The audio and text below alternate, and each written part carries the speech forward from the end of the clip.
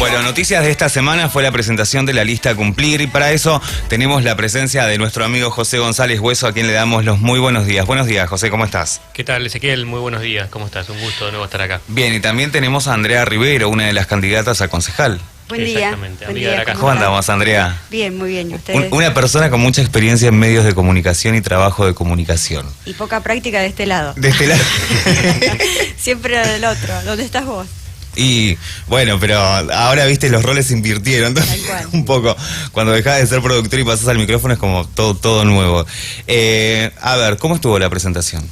Bien, la verdad que era lo que queríamos, ¿no? Poder hablar a través de ustedes, de los medios, de la conferencia de prensa con la sociedad labarriense, con los votantes, para contarles y seguir explicando cuáles son nuestras propuestas, cuál es el sentido de nuestro espacio. Así que bueno, y básicamente esto, darle un comienzo formal a una campaña que ya lleva mucho tiempo y que ahora nuevamente, faltando hoy un mes justito, volvemos a intensificar, ¿no? Con las recorridas por todos los barrios, localidades, cámaras, instituciones y sobre todo esa charla con el vecino, que es la que enriquece muchísimo las propuestas. Y en esas charlas con los vecinos, ¿cuáles son los primeros, no sé si reclamos, pero preocupaciones que tiene el vecino? Porque también creo que como nosotros, al momento de ser comunicadores, podemos hacer un panorama, y ya lo hemos hecho este panorama y vamos a repetir lo mismo, porque tiene que ver con esta cuestión de permitir las alternativas, las alternancias, esas pequeñas voces, esa minoría, ¿no?, que puede estar en contra o a favor en algunas cosas. Eso fue lo que hablamos la otra vez. En este momento estamos así como en una situación donde los grandes medios nos muestran una grieta en lo que tiene que ver con política, o votás A o votás B y no tenés alternancias. Creo que lo más importante es que estas alternancias, estas alternativas, estos pequeños actores empiecen a mostrar sus cartas, empiecen a mostrar sus fortalezas ante la sociedad. En este sentido, ¿cómo ustedes están viendo y cómo ven la respuesta de la gente al momento de ustedes ir, tocar un timbre, o ir y caminar un barrio y la gente los saluda? Sí, por supuesto. Aparte tenemos un trabajo hecho en Olavarría que no es de esta campaña, sino que es permanente y de hace nuestro espacio La Higuera desde hace más de 20 años. Entonces tenemos una relación muy fluida con todas las instituciones, barrios, localidades.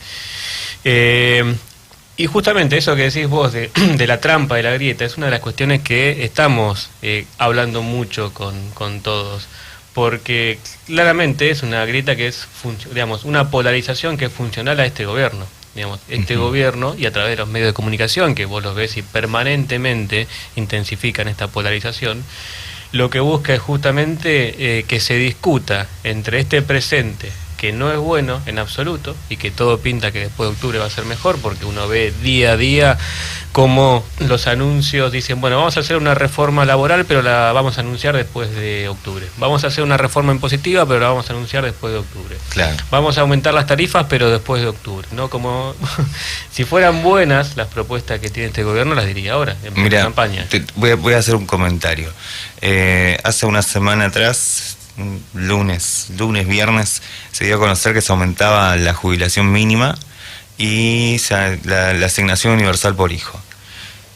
Es la misma estrategia política que utilizó Cristina Fernández de Kirchner en las elecciones que ella iba como candidata. Siempre, en el mes de septiembre se aumentaban las jubilaciones. Sí, pero eso es porque hay una ley. O sea, no es un logro del gobierno. Hay una ley que establece que en marzo y septiembre se tienen que actualizar en base a unos índices que tienen en cuenta la inflación las jubilaciones. Entonces, bueno, el cumplimiento de una ley no es un... Pero ahí está el tema. La gente no sabe que hay una ley. Claro. ¿Entendés? Entonces es como que se lo ponderan como una bandera, como diciendo, nosotros logramos esto por tu voto, por esto. Y aparte, vayamos a una cuestión lógica. ¿Quién está haciendo la campaña? La campaña de la provincia de Buenos Aires. Una persona que no está en la lista, que eso es lo que genera la imagen positiva. Entonces eso es lo que anula los otros partidos. Por eso, lo que pretenden discutir es esto.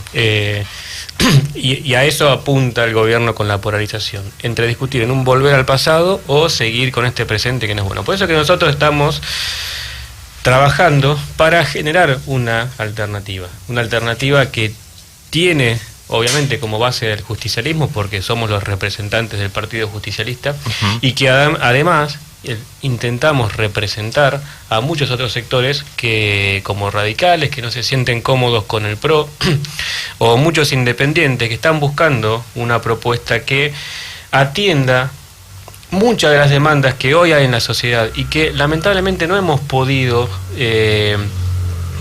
satisfacer en los últimos años. Y esa es nuestra principal preocupación: cómo poder renovar desde el punto de vista ético, desde el punto de vista de la práctica, desde el punto de vista de las propuestas, la representación del justicialismo en toda la provincia de Buenos Aires. Esa es la principal apuesta. Bien, dentro de estas visitas que han tenido en la presentación de lista, estuvo Casamichela. Sí, ¿no? Exactamente. ¿Y cuál fue la propuesta que ella dijo como para asegurar en los presentes en esta conferencia que la voten? ¿Cuál es la gran propuesta de Casamichela? Mira, la gran propuesta tiene que ver, en el caso de ella, que tiene una representación y un trabajo muy claro en todo lo que es cuestiones de género. Sí. Y a su vez, digamos, no es una propuesta exclusiva de ella, sino que es la propuesta del espacio, que es esta visión de votar a futuro, que puede parecer por ahí un poco paradójico, ¿no? Pero estamos construyendo el futuro. Si hay algo que tiene este espacio, es futuro. Por eso que para nosotros las PASO fueron una partida de nacimiento. Estamos mirando, además del 22 de octubre, estamos mirando a partir del 23 de octubre, lo que se viene en la Argentina. Y eso es lo que queremos representar. Por ejemplo, Bali Buca. Bali Buca es el primer candidato a diputado por la provincia de Buenos Aires.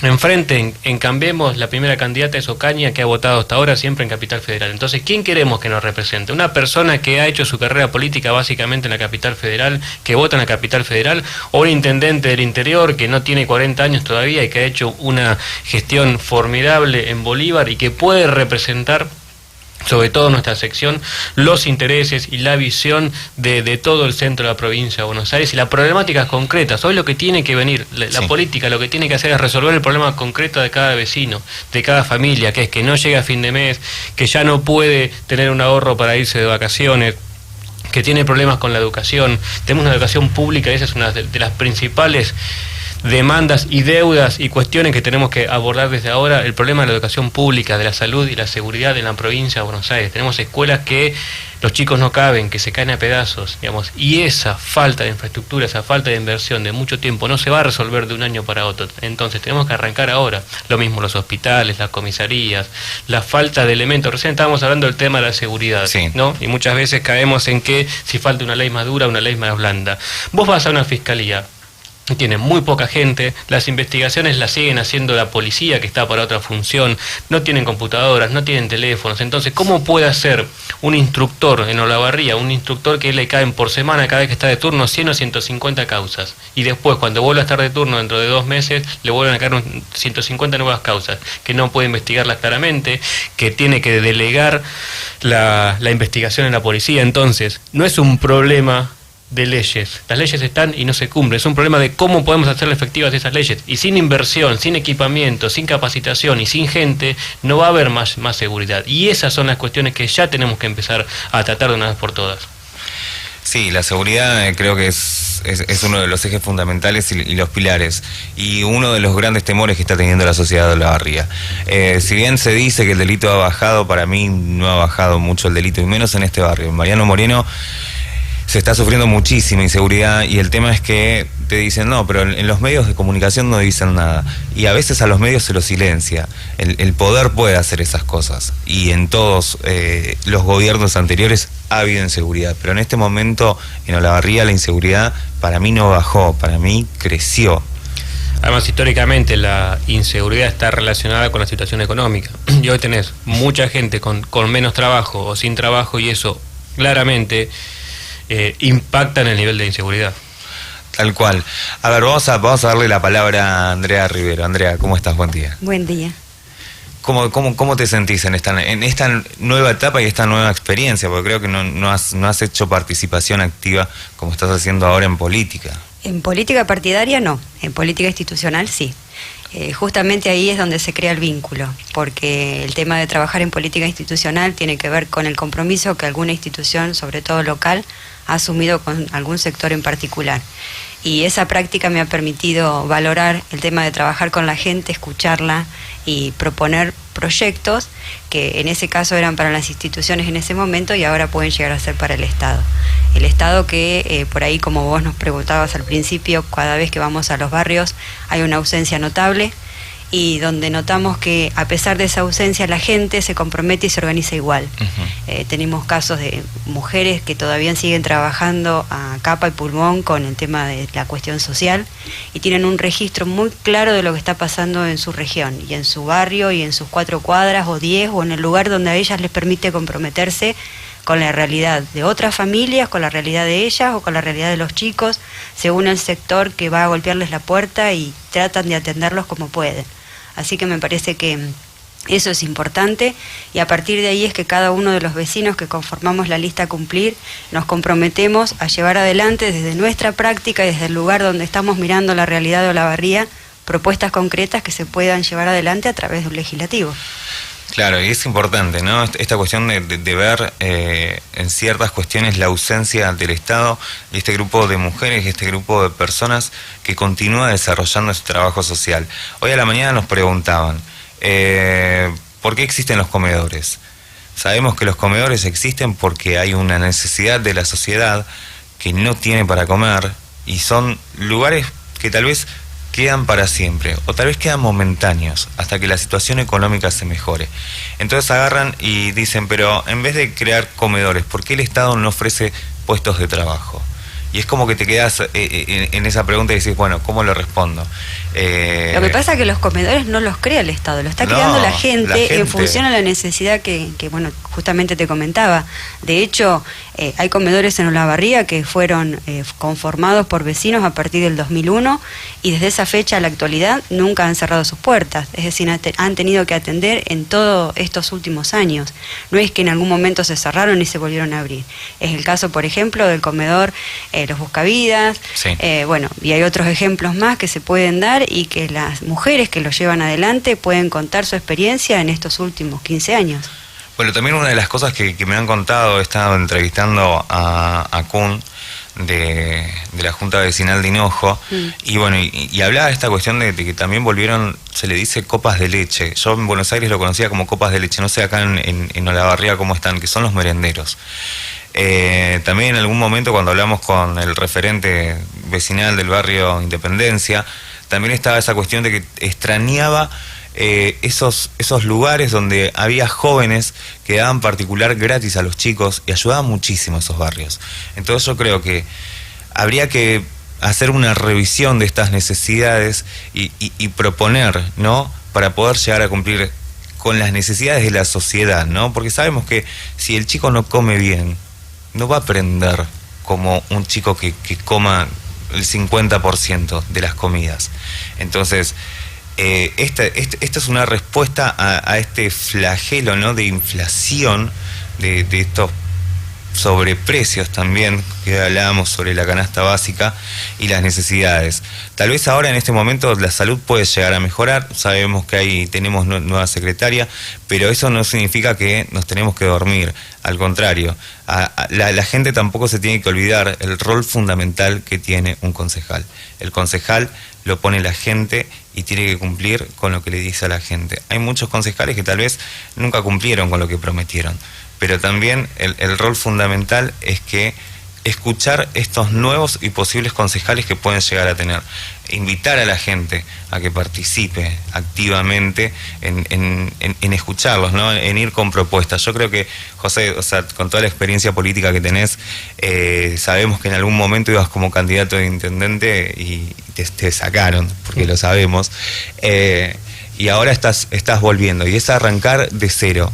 Arrancar de cero, tenés gente que te conoce, pero hay muchísima gente nueva en la ciudad de Olavarría y la gente necesita escuchar a los políticos, tomarse 5 minutos, no porque seas de acá, porque seas de allá, no escucharte, porque la carrera política tiene eso, el encuentro con la sociedad y ver las necesidades de la sociedad.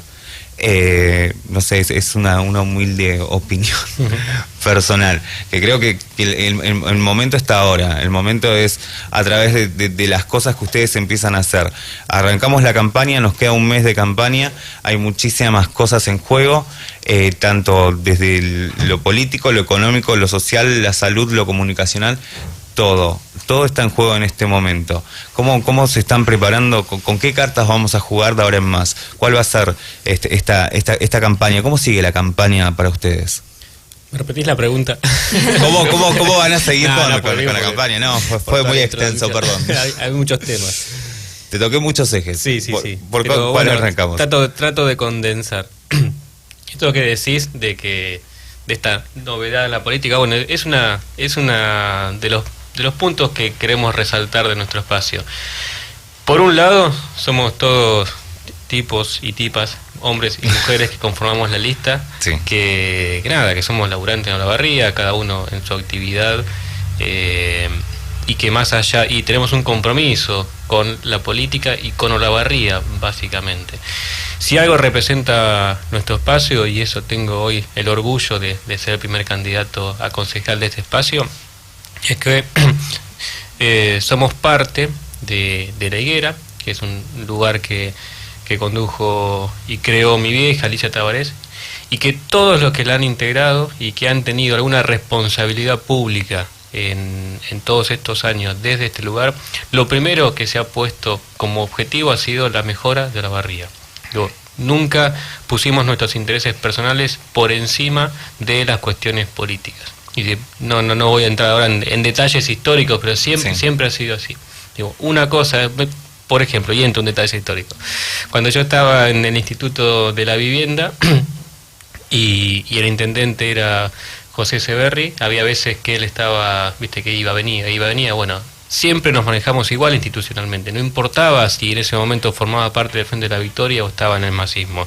Las cuestiones de los barrios, las escrituras las manejábamos como correspondía. ¿Qué es lo importante? Bueno, que el vecino tenga la escritura. Entonces, más allá de que vayamos a disputar en una elección política, en eso nos poníamos de acuerdo. Y esa es la forma de trabajar, y eso es lo que siempre vamos a seguir haciendo. Eso por un lado. Por otro, todos los que estamos en la lista tenemos experiencia que queremos llevar al Consejo Deliberante, y eso es otra cuestión importante. Este gobierno actual municipal está conformado por una enorme mayoría de personas que no tenían ningún tipo de experiencia pública, ni siquiera en sociedades de fomento, y llegaban a la municipalidad, y eso se nota en el día a día. Vos diste el ejemplo de salud después. Es una vergüenza que con el estado del hospital y de la salud de Olavarría hayamos esperado 2 meses para que la secretaria de salud asuma su cargo, y esperamos 2 meses porque quería pedir licencia en el PAMI en un lugar que es un cargo político. Los cargos políticos no tienen estabilidad. Claro. A vos un día te dan de baja o te dan de alta con una resolución o con un decreto, entonces uno no puede pedir licencia en un lugar político. Una cosa es un cargo de planta permanente. Sin embargo, por una cuestión, por un interés particular, sí, esperamos 2 meses que en definitiva no tenía ni conducción, ni el PAMI porque se estaba yendo, ni la salud de Olavarría. Entonces, nosotros al contrario, digamos, tanto Andrea, por ejemplo, como contaba hoy, con toda la experiencia que tiene en la gestión participativa, en la actividad privada y semipública, digamos, por la universidad, eso es muy importante y es parte de lo que queremos llevar al Consejo Deliberante. Buscar herramientas de participación para mejorar y democratizar y modernizar las decisiones políticas en Olavarría, como por ejemplo puede ser el presupuesto participativo. Lo mismo, por ejemplo, Esteban Librandi, que también estuvo acá, con toda la experiencia que tiene en cuestiones del consumidor. Necesitamos que el Consejo Deliberante defienda y controle a los servicios públicos que están concesionados en Olavarría. Y por otro lado, al mismo tiempo, digamos, hoy, y esto hay que decirlo, con tantas listas que hubo en las PASO, tantas idas y vueltas de un partido a otro, ¿no? Hay mucha gente que no sabe. Decir, bueno, podemos cumplir, que bueno, ¿cumplir qué es? Cumplir es el sublema, pero es el representante del Partido Justicialista. ¿Por qué? Porque los que estaban en el justicialismo se fueron a Unidad Ciudadana, que es otro partido que está representado por pequeños partidos como el Frente Grande, Nuevo Encuentro y Colina, que no son el Partido Justicialista. Claro. Entonces, ¿cuál sería la representación hoy si no se modificaran los niveles de votos de las PASO? Bueno, entrarían el PRO, Unidad Ciudadana y el parte del masismo, la lista de Echeverri. En definitiva, ¿quiénes serían los que tienen representación? El PRO, el echeverrismo y la Cámpora. Entonces, nosotros creemos que en Olavarría hay muchos más sectores para representar en cuanto a sus intereses y visiones de Olavarría que esos tres. Y esa es otra de las cuestiones que queremos explicar.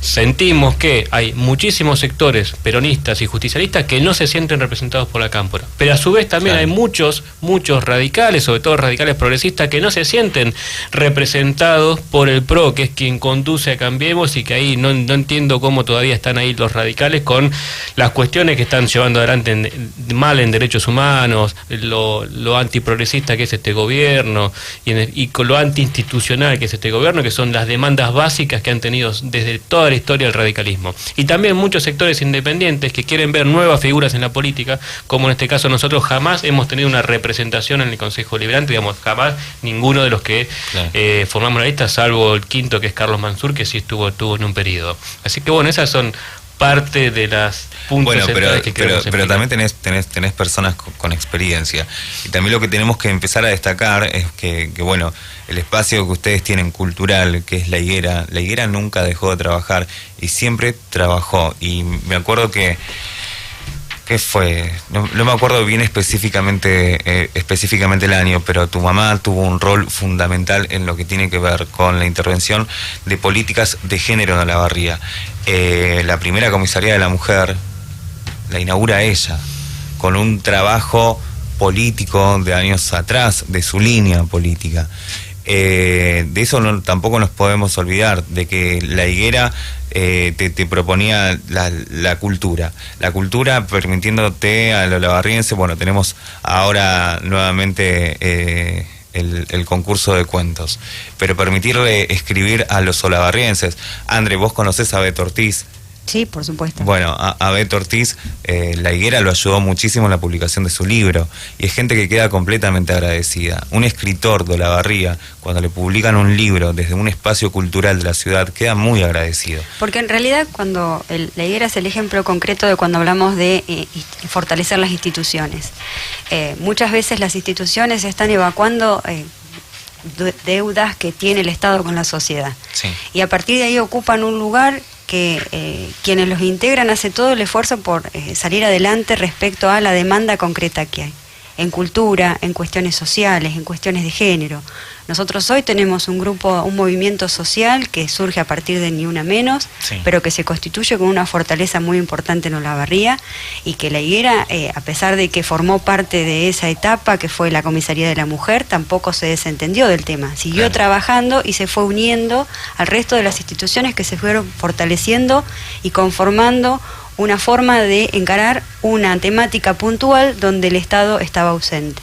Entonces, me parece que es un puntapié o un ejemplo concreto. La Higuera y muchas otras instituciones que, bueno, por ahí no debería nombrar porque seguramente alguna se me va a escapar, pero que empezaron a fortalecerse en este momento en la medida de que entendieron que hay un compromiso social más allá del espacio en el que fueron creados. Y aún así, si fueron creados por un objetivo, en el caso de La Higuera, cultura y la cuestión política, se comprometen mucho más de lo que por ahí uno ve a través de la actividad diaria que se hace día a día. De hecho, nunca se desvinculó con la problemática de viviendas tampoco, porque los gestores o la gente que conforma La Higuera se comprometieron en su momento, José Gervasio desde un rol directamente ejecutivo a través de la provincia, y Alicia a través de toda su trayectoria, no solamente en la cuestión legislativa, sino también en la cuestión social. Entonces, me parece que ahí es donde apuntamos nosotros cuando hablamos de participación. Participación desde las instituciones, participación desde las personas que pueden tener algún espacio dentro del Ejecutivo a través de la representatividad de una alternativa política que se constituye a través de cumplir. Sí, eso también es lo más interesante. Hay gente que tiene ganas de hacer preguntas, que nos vuelvan a llamar al 414-103. Nosotros invitamos a que la gente le pregunte a nuestros invitados lo que ustedes quieran.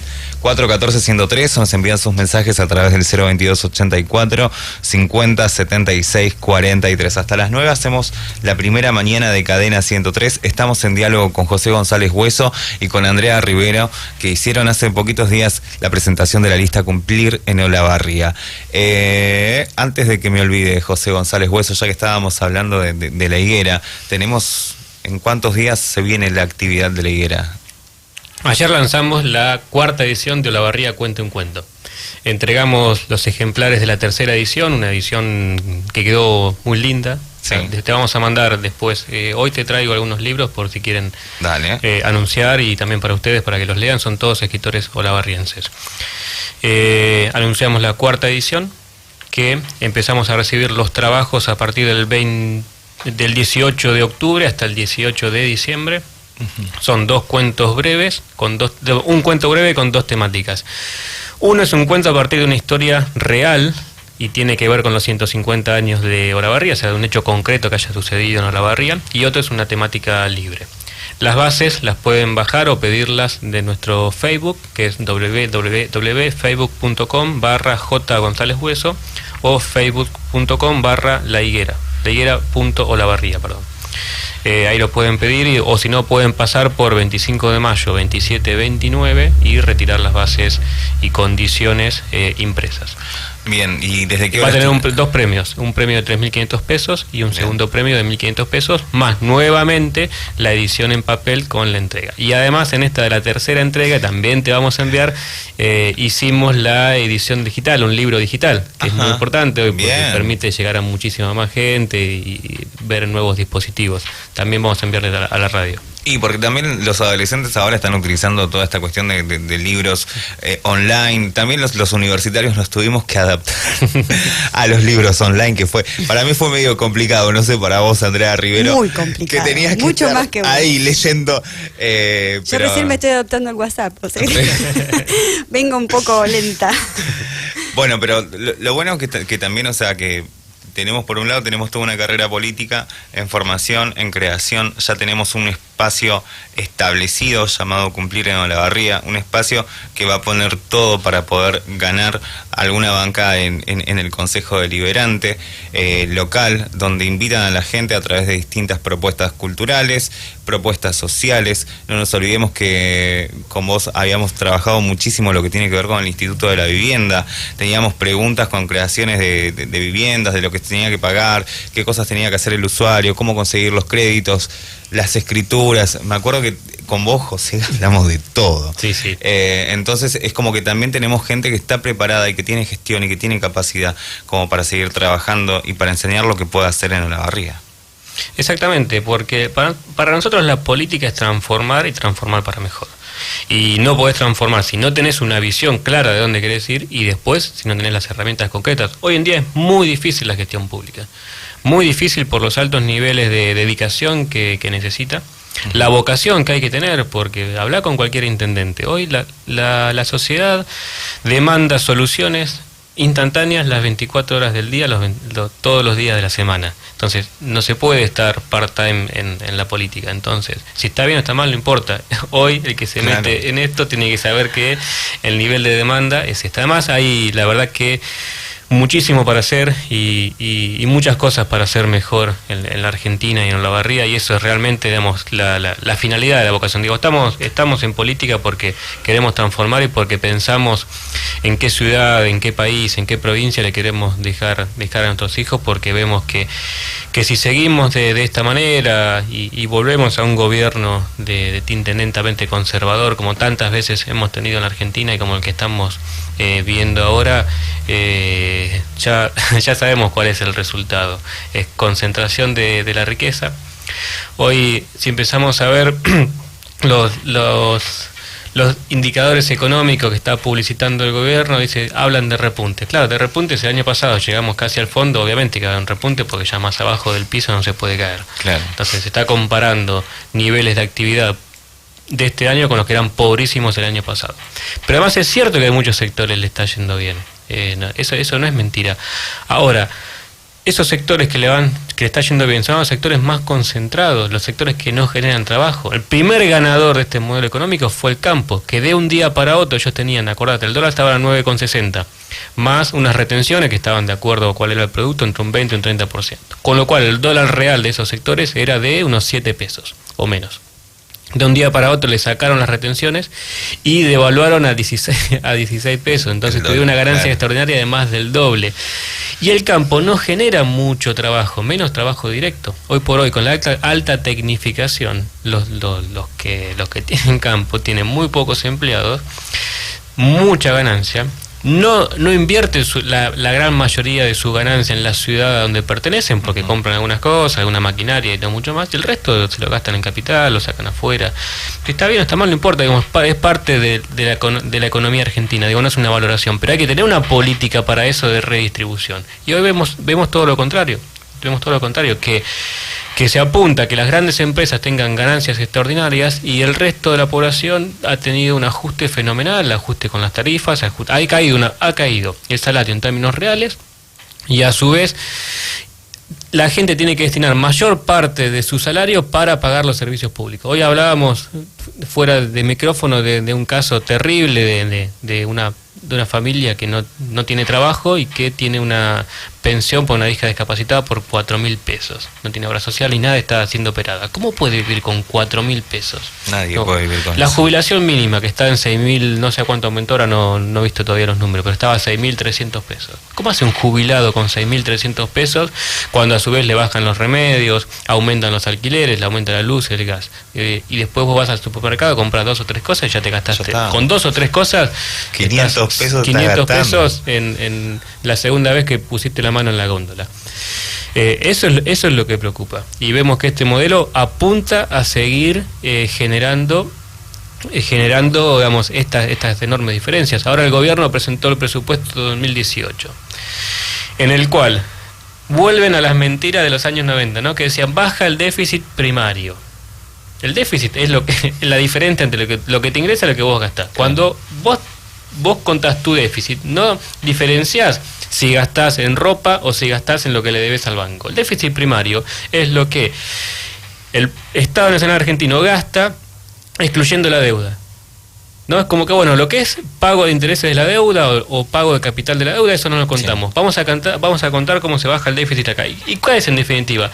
Baja el déficit en gasto, pero aumenta el déficit en pago de los servicios públicos, en pago de los servicios de la deuda. Entonces volvemos a este sistema económico en lo que se privilegia es pagarle, a endeudarse y pagar cada vez más intereses e invertir menos en el consumo interno, menos en lo que es todo el otro gasto del Estado. Entonces, en definitiva, aumentan el déficit aumentando el pago de los servicios de la deuda, que en definitiva siempre los ganadores son los grandes bancos, el capital financiero internacional y la película que ya vimos no solamente en los 90, sino en todos los gobiernos conservadores de la Argentina.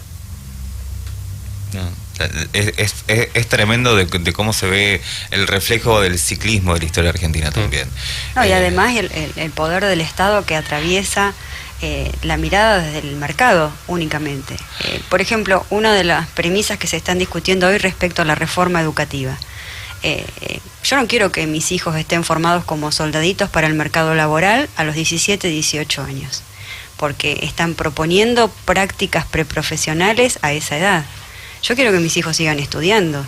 Prefiero que se optimice la educación y se evalúe la calidad educativa, sí, y no pensar en la demanda del Estado de chicos que van a ir a trabajar como cadetes. Esto lo puedo contar desde la experiencia de la universidad, donde estamos hablando ya de personas adultas que empiezan a hacer sus prácticas preprofesionales a partir de los 20, 21 años.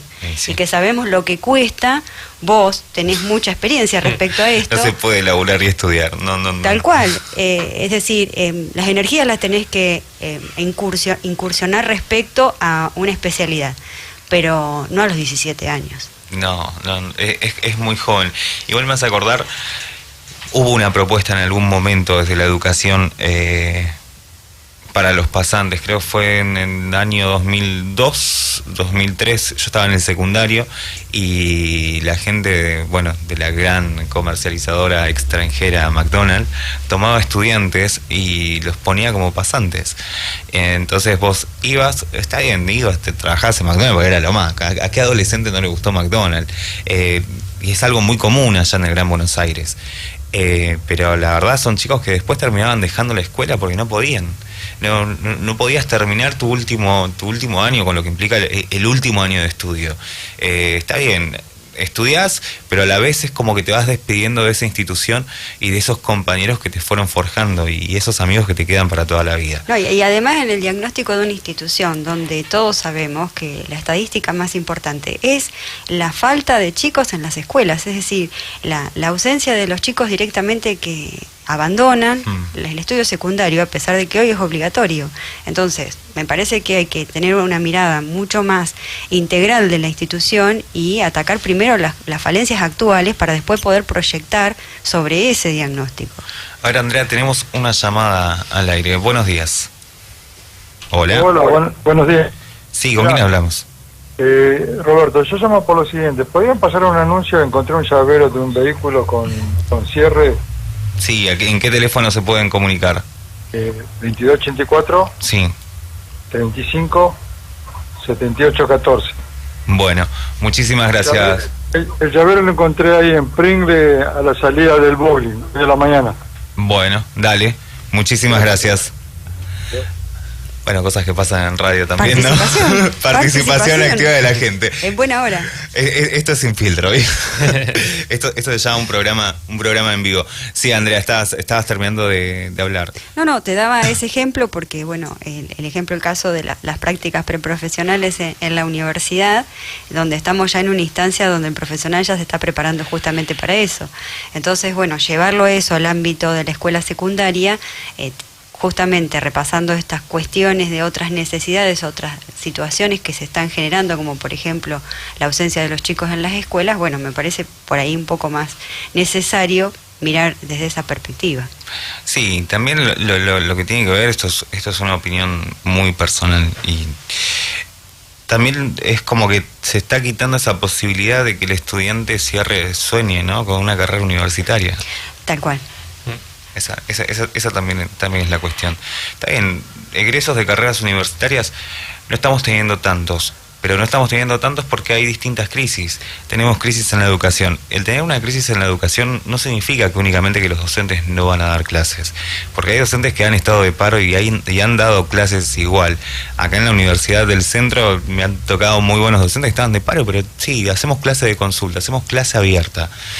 Invitamos a los alumnos a que participen. No, nos molesta esto. Los docentes necesitamos esto. No es únicamente que es una crisis que los docentes están en contra del poder de turno, porque habiendo muchísimos, hasta en el gobierno anterior hubo paros y los docentes siguieron yendo a los establecimientos educativos a enseñar. El problema no es únicamente con los docentes. Yo creo que el problema que haya una serie de paros, está bien, sí, atrasa un poco a los pibes, porque te atrasa, porque no llegas a ver la totalidad del contenido de las materias.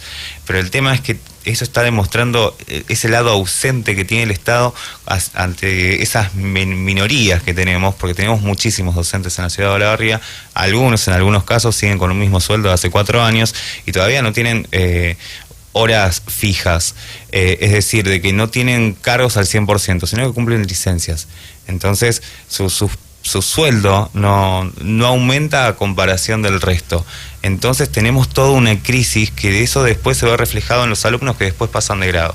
También la cuestión de que no puedan repetir, hay chicos que no puedan repetir. Que también decís, bueno, a mí me pasa como estudiante y decís, ¿cómo que no puede repetir este chico? O sea, tenemos que ayudarlo, porque como escuela no generamos espacios nuevamente. Me acuerdo cuando iba al secundario, había espacios para que los pibes se saquen las previas de encima. Había espacios donde tenías particular con docentes del turno noche, venían del turno mañana y ayudaban a los alumnos para que comprendan las fórmulas. Creo que tenemos una regresión, porque para mí es una regresión el tema de las pasantías y las prácticas preprofesionales, se puede llegar a decir, dentro de los establecimientos educativos, entre el anteúltimo y el último año para los adolescentes. Para mí no están preparados todavía. Tal vez, no sé, un trabajo de fin de semana. ¿Quién no trabajó a los 16 años o 17 años en alguna cantina, de bachero? Pero pasa que también el mercado está cerrado y el mercado ahora lo están abriendo hacia las empresas extranjeras, no hacia las empresas nacionales. Además, demuestra cómo manejó el gobierno esta cuestión otra de las grandes mentiras del PRO, ¿no? Ellos hablan de vamos todos juntos, ¿no? Y del diálogo y de escuchar. En realidad eso es una cuestión exclusivamente de marketing. Para ellos el diálogo es sacarse una foto entre algún dirigente político o candidato con un jubilado, con algún chico, con un vendedor ambulante, como el otro día Carolina Stanley. Y eso no es diálogo, digamos, eso es propaganda política. Digamos, el verdadero diálogo institucional se da justamente haciendo participar a los sectores involucrados o interesados en una cuestión en la decisión política.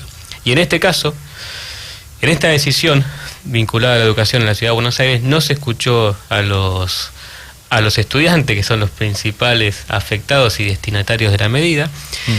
Terminan tomando los colegios y la respuesta es punitiva. La respuesta es mandar un instructivo en el cual había que hacer una denuncia penal contra adolescentes que estaban tomando en marco de una protesta política. Entonces también hay no solamente que expresa esta mentira, digamos, que está en la esencia, en el corazón de la Constitución del PRO, sino que además muestra cómo quieren disciplinar a toda la sociedad, ¿no? Decir, bueno, si hay una cuestión política y ustedes transgreden mínimamente una norma, la respuesta va a ser, no va a ser política institucional, sino que va a ser la represión y va a ser la judicialización de la cuestión política.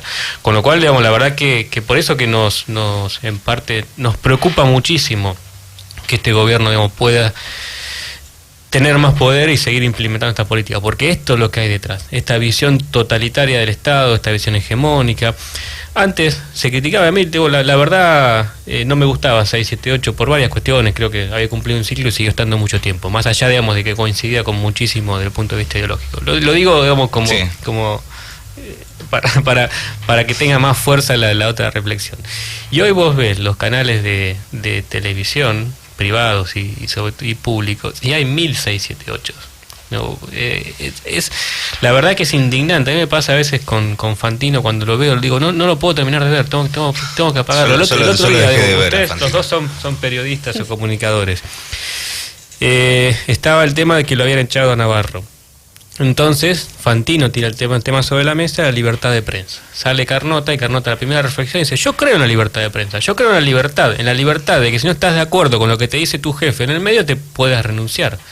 Entonces vos ves periodistas que antes se ponían las banderas republicanas y de la libertad y salían a reclamar que queremos escuchar y a pegarle al gobierno por totalitario, y ahora justifican que echen a colegas con una clara presión del gobierno. O sea, no hay una decisión empresaria y económica, es una decisión política del gobierno que extorsiona a un medio porque echa un periodista porque le molesta. Digo, sí. Eso, digamos, cuando uno tiene realmente un valor en la cabeza, tiene que defenderlo cualquiera sea el color político de la persona afectada. Bueno, pero ¿a qué voy? Digo, ¿qué es lo que quería decir? Digamos, es este gobierno, digamos, cómo está hegemonizando todos los elementos del poder, económicos, mediáticos, judiciales y políticos, para poder implementar medidas económicas que van a ser regresivas en contra de la gran mayoría de la Argentina. Bueno, pero pasa que eso tiene que ver con la cuestión de imposición de pensamiento. Creo que los comunicadores tenemos que tener, entre la objetividad y la subjetividad, que son muy delicadas, muchísimo cuidado. O sea, tenemos que tener parcialidad y neutralidad. No podemos permitir que la ideología nos domine por unos pesos, porque si no, ¿dónde está esa libertad de expresión? Tal vez en los medios del interior es distinto que los medios nacionales. Los medios nacionales sabemos que reciben unas fuertes pautas, pero también no es el único periodista que echaron. Están cerrando muchísimos medios de comunicación, muchísimas productoras de comunicación, muchísimas radios del interior, y eso no sale en ningún lado. Sí, que haya menos voces, en definitiva los más perjudicados son la enorme mayoría de los empleados, trabajadores, docentes, que no pueden hacer escuchar su visión, y que se privilegian en definitiva aquellos que pueden poner una pauta o que tienen el poder de los medios, y ya sabemos a dónde lleva. Y sí, termina siendo así. José, Me queda un minuto. Bueno. Muchísimas gracias por la visita. Bueno, como siempre sos bienvenido. Andrea, un gusto volver a verte. Hemos tenido la visita de José González Hueso, candidato de Cumplir. ¿Cuándo volvemos en la semana? Yo te invito. Cuando quieras. Vamos a poner ejes. Tenés que venir con la Brandy. ¿Puede ser? Con Librandi. Con Librandi. Dale, con Esteban. Necesito que vengas con Esteban porque la otra vez vi una publicación de un artículo que hizo y me interesó. Y como la otra vez nos había explicado el tema de las elecciones, de cómo actuaba la justicia electoral, la verdad me ha parecido más que interesante. La próxima semana te esperamos, José González Huesos. Muchísimas gracias por venir y aceptar la invitación. Andrea Rivero, un gusto volver a verte. Estuvimos trabajando igualmente bajo la dirección de Héctor Javier Di Salvo. Mi nombre es Ezequiel García y nos encontramos el lunes. Muy buen fin de semana.